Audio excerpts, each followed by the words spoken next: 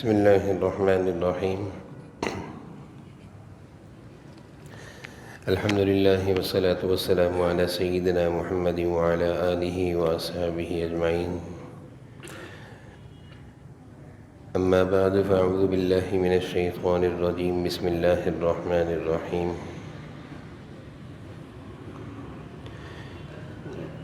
یا ایہا الذین آمنوا اتقوا اللہ وقولوا قولا سدیدا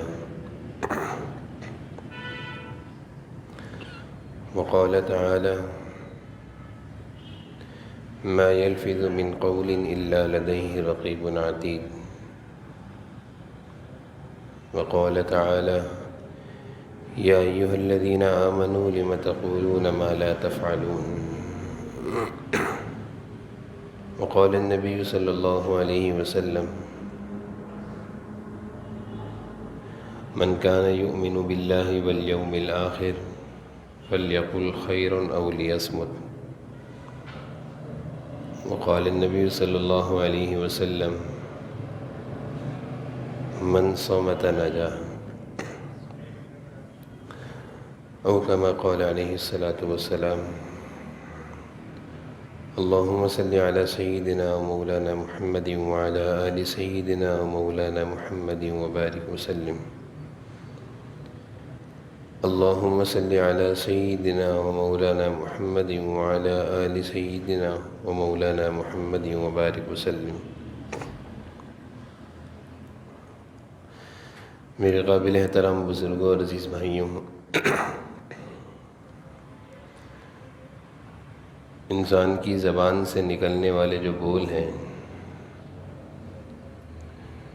شریعت نے، اسلام نے ان بولوں کو بڑی اہمیت دی ہے۔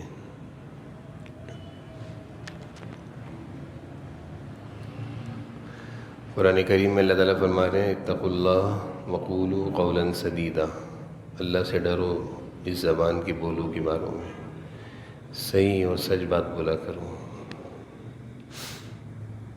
ایک جگہ اللہ تعالیٰ نے فرمایا لِمَ تَقُولُونَ مَا لَا تَفْعَلُونَ، کیوں ایسے باتیں کرتے پھرتے ہو جو کرتے نہیں ہو۔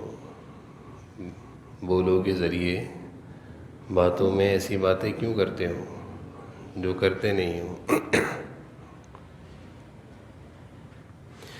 جو کام کرنا نہ ہو اس کو بولنا بھی نہیں چاہیے۔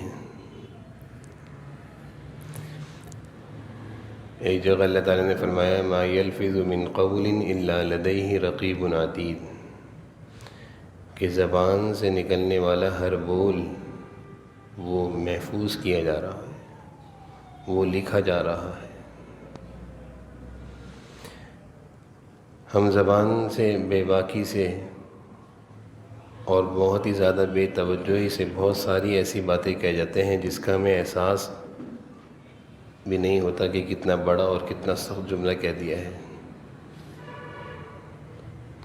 لیکن وہ جملہ اللہ اور اس کے رسول کے نزدیک اتنا اہم ہوتا ہے کہ آپ صلی اللہ علیہ وسلم فرما رہے ہیں کہ بعض دفعہ تم لا ابالی اور بے توجہی میں کوئی جملہ کہتے ہو لیکن وہ اچھا جملہ ہوتا ہے، اس اچھے جملے کی وجہ سے تم جنت کے اعلیٰ مقامات کو پا لیتے ہو۔ غفلت میں کہا لیکن اچھا کہا، لاابالی بن میں کہا لیکن اچھا کہا، تو آپ صلی اللہ علیہ وسلم فرما رہے ہیں اچھے جملے کی وجہ سے تم جنت کے اعلیٰ مقام کو پا لیتے ہو۔ اور پھر اسی حدیث میں فرما رہے ہیں کہ بعض دفعہ لاابالی اور بے توجہی میں ایسا جملہ زبان سے نکالتے ہو کہ جو اتنا بھاری ہوتا ہے اور اتنا سخت ہوتا ہے کہ وہ تمہیں جہنم کی گہرائیوں میں لے جا کر گرا دیتا ہے۔ تو زبان کے بولوں کو اور خود زبان کو اللہ تعالیٰ نے بڑی اہمیت دی ہے۔ زبان سے نکلنے والا کوئی بھی جملہ، کوئی بھی کلمہ یہ خالی نہیں جاتا، اس کا اثر ہوتا ہے، یہ اپنے اندر اثر رکھتا ہے۔ یا تو اس زبان کے جملوں سے، بولوں سے ہم کسی کا دل خوش کر رہے ہیں، کسی کو تسلیاں دے رہے ہیں، کسی کو ان بولوں سے راحت پہنچا رہے ہیں، یا پھر انہی جملوں سے ہم کسی کا دل زخمی کر رہے ہیں، کسی کی عزت کو اچھال رہے ہیں، کسی کو طنز اور طعنوں کے ذریعے تکلیفیں پہنچا رہے ہیں۔ تو زبان سے نکلنے والا بول یہ اثر رکھتا ہے، اس میں اثر ہوتا ہے، اور اس کے اثر سے بعض دفعہ گھر بن جاتے ہیں اور بعض دفعہ گھر اجڑ جاتے ہیں۔ زندگیوں میں ان بولوں سے بعض دفعہ جوڑ پیدا ہو جاتا ہے، خاندان جڑ جاتے ہیں، اتفاق آ جاتا ہے، اور کبھی کبھی ان بولوں سے ٹوٹ پھوٹ ہو جاتی ہے، رشتے ناطے سب ختم ہو جاتے ہیں۔ تو شریعت نے زبان کے بولوں کو اہمیت دی ہے، اور کتنی اہمیت دی ہے کہ ایک مرد اور ایک عورت وکیل اور گواہوں کی موجودگی میں صرف یہ کہتا ہے قبلت، کہ میں نے قبول کر لیا، تو اب یہ مرد اور عورت ایک دوسرے کے لیے ہمیشہ کے لیے حلال ہو گئے، جو اس سے پہلے حرام تھے۔ یعنی مرد و عورت کا آپس میں ملنا، آپس میں بیٹھنا، بات کرنا، دیکھنا سب حرام، نامحرم، غیر محرم۔ شریعت نے دیکھنے کو بھی ناجائز قرار دیا، لیکن ان زبان کے بولوں کو شریعت نے اتنی اہمیت دی ہے کہ مرد اور عورت اپنی رضامندی اور وکالت وکیل کی موجودگی میں، گواہوں کی موجودگی میں خوشی سے کہتے ہیں قبلت، میں نے قبول کیا۔ اب وہ سارے حرام کے پردے ہٹ گئے ہیں، اب یہ دونوں ایک دوسرے کے لیے حلال ہو گئے ہیں۔ اور یہی مرد عورت زبان سے جب سخت کلمہ نکالتے ہیں تو وہ جو ایک محبت کی، خوشیوں کی زندگی گزر رہی تھی، سخت کلمے کے نکلنے سے آپس میں ایک دوسرے میں ٹوٹ توڑ، رشتہ ختم، ایک دوسرے کو دیکھ بھی نہیں سکتے۔ ایک جملہ نکالا طلاق کا، ختم ہو گئی زندگی۔ تو شریعت نے ان زبان کے بولوں کو بڑی اہمیت دی ہے۔ حضرت ابوبکر صدیق رضی اللہ تعالیٰ عنہ ایک دفعہ بیٹھے ہوئے زبان کو مروڑ رہے ہیں۔ اہتمام دیکھیں، احتیاط دیکھیں، بڑوں کی احتیاط، وہ جن کو دنیا میں جنت کی بشارت مل گئی، احتیاط دیکھیں۔ اور ہم اپنی زندگی کو ذرا محاسبے کی نیت سے دیکھیں کہ ہم کتنے اس بارے میں احتیاط کرتے ہیں اور کتنے لاپرواہ ہیں کہ اپنی زبان کو مروڑ رہے ہیں۔ حضرت عمر نے دیکھا تو پوچھا کہ ابوبکر یہ کیا کر رہے ہو، یہ کیا کر رہے ہو، زبان کو کیوں پکڑ کے بیٹھے ہو، کیوں مروڑ رہے ہو؟ اور ایک موقع پر دیکھا کہ منہ میں پتھر رکھا ہوا ہے، منہ میں پتھر رکھا ہوا ہے۔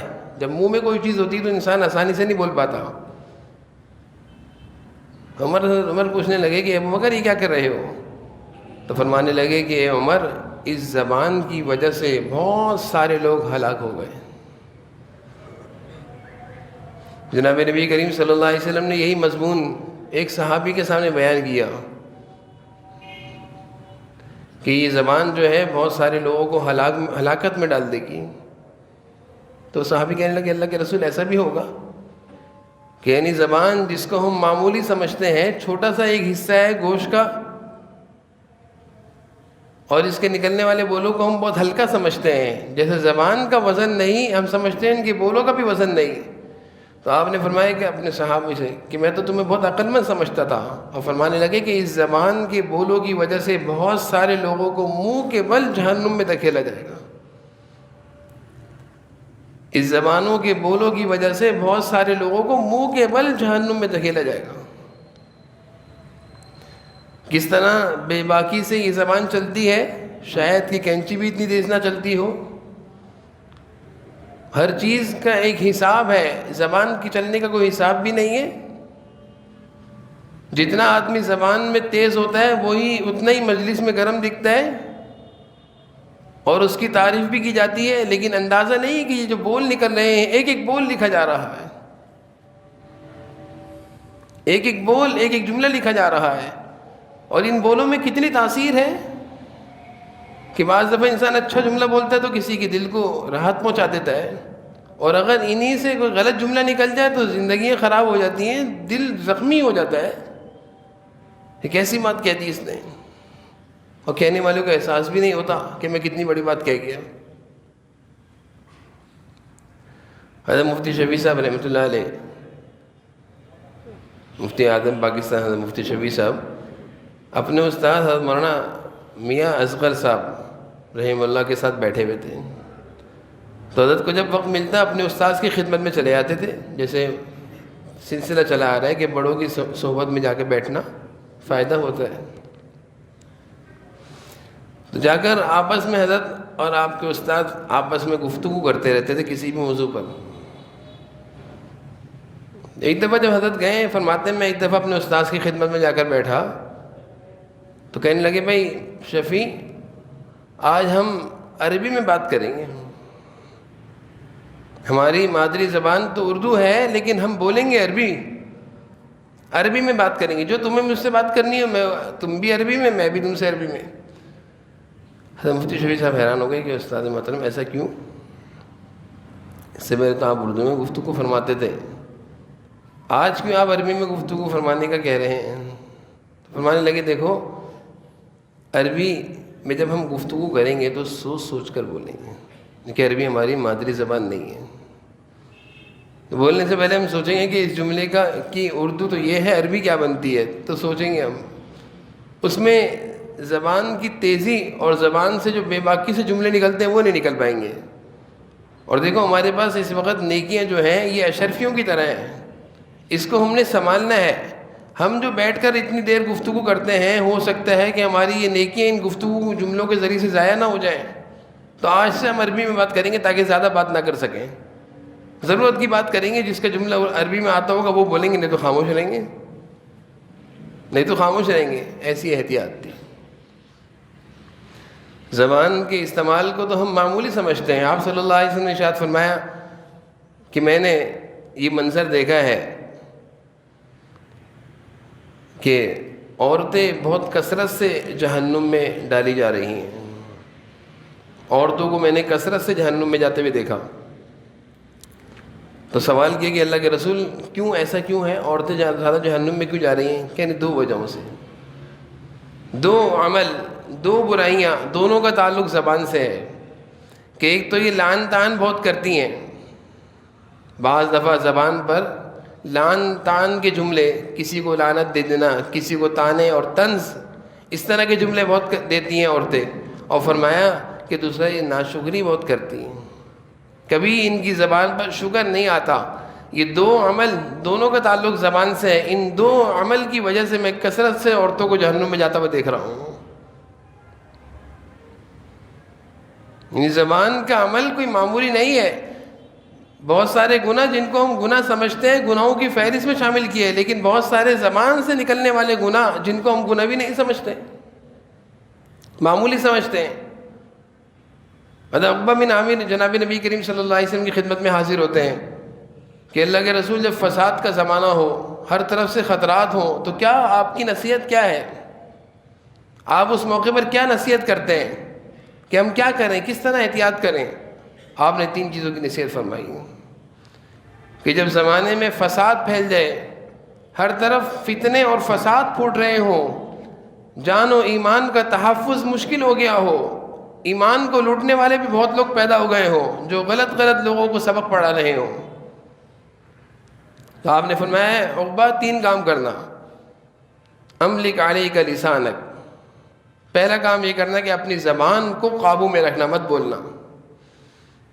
سب سے بڑا کام، سب سے عظیم کام فتنوں کے دور میں اپنی زبان کو قابو رکھنا. لیکن آج سب سے آسان یہی ہو گیا ہے، جہاں چند لوگ مل بیٹھیں گے وہاں حالات حاضرہ پر گفتگو شروع ہو جائے گی، آپ کی کیا رائے، آپ کی کیا رائے. جبکہ ہمارے نبی صلی اللہ علیہ وسلم کی تعلیم کیا ہے کہ اس موقع پر خاموش رہو. املک علیک لسانک، اپنی زبان پر قابو رکھنا. وابکی علی خطیئتک، اور اپنے گناہوں پر اللہ سے معافی مانگتے رہنا، روتے رہنا. اپنے کو خطا کار، دوسرے کو قصوروار نہیں ٹھہرانا کہ اس کی وجہ سے ایسا ہو رہا ہے. فرمایا اپنے آپ کو قصوروار ٹھہرا کر معافی مانگتے رہنا. وَلِسَعَكَ بَيْتُكَ، اور اپنے گھر میں رہنا، زیادہ باہر مت گھومنا، زیادہ گھومنا پھرنا نہیں، ضرورت کے لیے گئے اور گھر کے اندر رہنا، اس میں عافیت ہے۔ یعنی فتنوں کے دور میں جو آج قرب قیامت، یعنی جتنا زمانہ قیامت سے قریب ہوگا اتنے زیادہ فتنے پھوٹیں گے، اتنا زیادہ ایمان اور جان اور مال اور عزت بچانا مشکل ہو جائے گا۔ اس موقع پر آپ صلی اللہ علیہ وسلم کیا فرما رہے ہیں؟ املک علیک لسانک، اپنی زبان پر قابو رکھنا، خاموش رہنا۔ من صمت نجا، آپ صلی اللہ علیہ وسلم ارشاد فرما رہے ہیں جس نے خاموشی کی عادت ڈال لی، بولتا ہو ضرورت کا، وہ نجات پا گیا۔ انسان جب تک خاموش ہے نہ اس کی صلاحیت کا پتہ ہے، نہ کردار کا پتہ ہے، نہ اچھے اور برے ہونے کا پتہ ہے۔ یہ حکماء کا قول ہے۔ اور جب وہ بولنا شروع کرتا ہے پھر پتہ چلتا ہے یہ ہے کیا چیز، اس کے اندر کتنی صلاحیت ہے، اس کے اندر کتنی اچھی عادتیں ہیں، اس کے اخلاق کیسے ہیں، اس کی عادات کیسی ہیں۔ بول سے انسان کا وزن ہوتا ہے۔ حضرت ابوبکر صدیق رضی اللہ عنہ جناب نبی کریم صلی اللہ علیہ وسلم کے ساتھ ایک جگہ تشریف فرما تھے۔ ایک شخص حضرت ابوبکر صدیق رضی اللہ عنہ کو برا کہہ رہا تھا، مختلف قسم کے نازیبہ کلمات کہہ رہا تھا، اور آپ خاموش تھے، آپ جواب نہیں دے رہے تھے۔ ہر بات کا تو جواب نہیں دینا چاہیے نا، نہ ہر ایک سے الجھنا چاہیے، نہ اپنی یہ توانائی جو زبان کے ذریعے ہو رہی ہے استعمال، اس کو ضائع کرنا چاہیے۔ خاموش رہنے میں عافیت ہے۔ ذکر، تلاوت، یہ زبان اللہ نے کس نے دی ہے؟ ذکر کے لیے دی ہے، تلاوت کے لیے دی ہے، اللہ کے شکر کے لیے دی ہے، اللہ کی نعمتوں کو گنوانے کے لیے دی ہے۔ لیکن ہم اپنے اوقات کو دیکھیں تو ہمارا وقت اس زبان کے ذریعے کس میں گزر رہا ہے؟ تلاوت کتنی کرتے ہیں ہم، اس سے ذکر اور درود شریف اور استغفار کتنا کرتے ہیں؟ جہاں اس زبان کا استعمال ہونا چاہیے تھا اور شریعت جس جگہ استعمال کرنے کا کہتی ہے وہ تو ہوتا نہیں ہم سے، وہ تو ہوتا نہیں، مشکل لگتا ہے۔ یعنی اگر کسی سے پوچھ لیا جائے کہ قرآن کریم کی تلاوت ہے، مہینے میں قرآن کا ختم ہو جاتا ہے؟ نہیں، سال میں بھی ختم نہیں ہوتا، رمضان میں ختم ہو جاتا ہے۔ تو جس مقصد کے لیے اللہ نے یہ زبان دی وہ مقصد میں تو یہ زبان استعمال ہی نہیں ہو رہی، نہ ذکر ہے، نہ استغفار ہے، نہ درود شریف ہے۔ اگر مسلمان اپنی ذمہ داری کو سمجھے کہ اس زبان کی ذمہ داریاں کیا ہیں تو باخدا اس کو موقع ہی نہ ملے فضول لانے کا، کسی سے فضول الجھنے کا۔ اس کا وقت فکس ہوگا کہ اس وقت میں تلاوت، اس وقت میں اتنا استغفار، اتنا درود شریف، اتنی تلاوت، اتنا استغفار، اتنا سبحان اللہ کی تسبیح، ساری تسبیحات میں اس کا وقت بندہ ہوا ہوگا، اس کو موقع ہی نہیں ملے گا۔ حضرت ابوبکر صدیق ان کی بات کا سن کر جواب نہیں دے رہے، خاموش ہیں۔ آپ صلی اللہ علیہ وسلم وہیں تشریف فرمائے، مسکرا رہے ہیں۔ ابوبکر صدیق کی خاموشی پر مسکرا رہے ہیں۔ بول سکتے ہیں، منہ میں زبان رکھتے ہیں، زبان میں بولنے کی صلاحیت ہے، جواب بھی دے سکتے ہیں۔ ایک دفعہ، دو دفعہ، تین دفعہ، جب اس کے کلمات نازبہ بڑھتے چلے گئے، حضرت ابوبکر صدیق نے کچھ باتوں کا جواب دے دیا، بول پڑے، زبان کو استعمال کر لیا۔ جیسے ہی جواب دیا آپ صلی اللہ علیہ وسلم وہاں سے تشریف لے گئے۔ حضرت ابوبکر صدیق بھی پیچھے پیچھے، کیا ہو گیا، کوئی مجھ سے غلط بات ہو گئی؟ پوچھا کہ اللہ کے رسول جب تک وہ میرے سے الجھ رہا تھا اور نازیبہ باتیں کر رہا تھا میں خاموش تھا تو آپ تشریف فرما تھے، اور جب میں نے اس کی بات کا جواب دے دیا تو آپ تشریف لے گئے، میں معذرت چاہتا ہوں۔ آپ نے فرمایا کہ ابوبکر جب تک تم خاموش تھے اور اس کی بری باتوں کا جواب نہیں دے رہے تھے، اپنی زبان کو قابو میں لے کر بیٹھے ہوئے تھے، تو تمہاری طرف سے اللہ نے ایک فرشتہ مقرر کر دیا تھا، تمہاری طرف سے اللہ نے فرشتہ مقرر کر دیا تمہاری خاموشی اور برداشت کی وجہ سے، کہ فرشتہ اس کو جواب دے رہا تھا، اور جب تم نے جواب دینا شروع کیا تو فرشتہ چلے گیا، جب فرشتہ چلے گیا تو اب شیطان نہ گیا، تو جہاں شیطان ہوگا وہاں میں تھوڑی ہوں گا، وہاں اللہ کے نبی کیسے ہوں گے؟ تو تعلیم دی، سبق دیا، درس دیا کہ بھائی خاموش رہو۔ اللہ تعالیٰ نے قرآن کریم میں وَإِذَا خَاطَبَهُمُ الْجَاهِلُونَ قَالُوا سَلَامًا، اگر کوئی تم سے الجھ رہا ہے تو تم بات سلامتی کی کر کے نکلو، خاموش رہو، چپ رہو، مت الجھو۔ تو زبان کے بول میں اللہ تعالیٰ نے بڑی تاثیر رکھی ہے، اور زبان کے بولوں کی شریعت نے بڑی اہمیت دی ہے۔ اس زبان کے استعمال میں بہت ہی زیادہ احتیاط سے کام لینا چاہیے۔ ایسا نہ ہو کہ جو میں نے حدیث سنائی کہ زبان کے بولوں کی وجہ سے بہت سارے لوگوں کو جہنم میں دھکیلا جائے گا، بولنے سے پہلے سوچنے کی عادت ہونی چاہیے، زیادہ خاموش رہنے کی عادت ہونی چاہیے۔ جناب نبی کریم صلی اللہ علیہ وسلم کا اکثر وقت خاموشی میں گزرا کرتا تھا۔ آپ ارشاد فرماتے تو کام کی بات ہوتی، نہیں تو آپ خاموشی کو پسند فرماتے تھے۔ اللہ تعالیٰ ہم سب کو جو کچھ کہا سنا اس پر عمل کی توفیق نصیب فرمائے۔ وآخر دعوانا الحمدللہ۔